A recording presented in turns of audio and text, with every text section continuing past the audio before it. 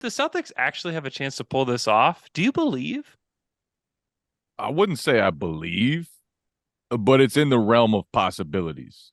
Like this team had to do some serious soul searching after game 3. That was an enormous letdown. Like they just let Ooh. go of the rope.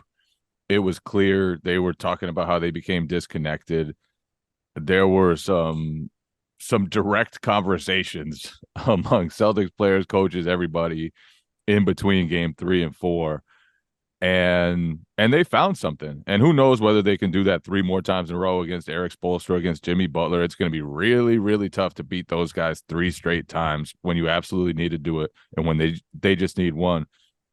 But the way they played in game 4 set the blueprint.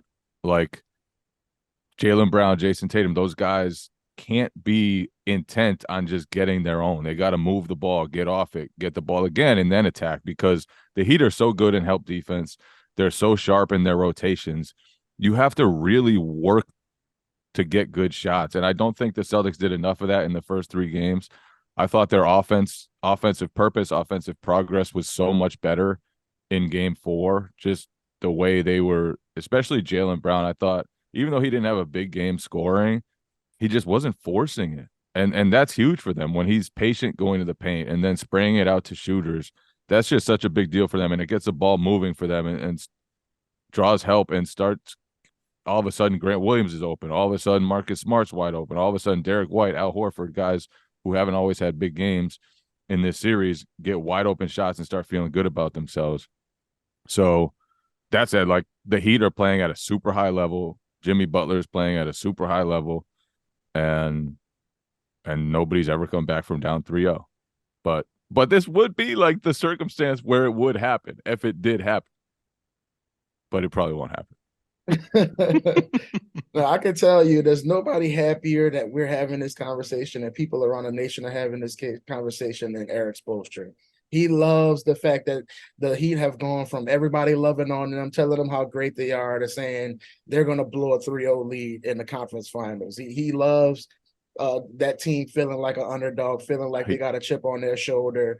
Of course that second half was pretty ugly for Miami. I say that was probably one of the ugliest halves they played throughout the playoffs, because they've been mostly dominant, throughout this playoff run.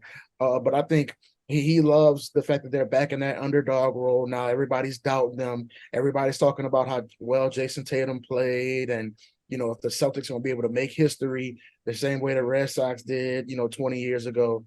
But I think that the big thing that stood out to me in that second half was just the pace Boston played with. I thought Tatum just played so fast and he made such quick decisions on the offensive end. And that's a great way to beat that set defense that Jay talked about that Miami plays so well.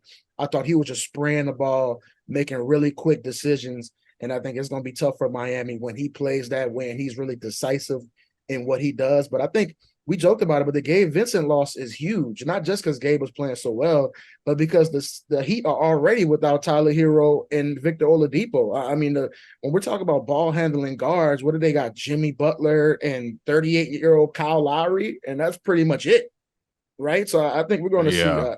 It, a heavy dose of Jimmy Butler in this game, and I think it's going to put a lot of stress on him and Bam Adebayo just to create shots consistently, just because they don't have that many guards left. Just from all the injuries that's starting to pile up now. there's going to be so much on Jimmy Butler and then so much on Strus and Duncan Robinson to create offense with their movement. Those Yeah. those guys both draw so much attention when they're flying around screens, when they're coming off dribble handoffs, when they're doing all that stuff. And so I think those guys need to be really sharp because, like you said, it's Kyle Lowry who hasn't been great in this series at all No, not at since the all. first half of game 1, and Jimmy Butler, who's going to need to play a ton of minutes, who's going to need to have the ball in his hands all the time. And that's not really the style that he likes to play all the time. But I think they have no choice right now. That they're just gonna have to. It's gonna have to be like James Harden Rocket style, but with Jimmy Butler, like just attacking mismatches, going isolation, trying to draw two and get everybody else open.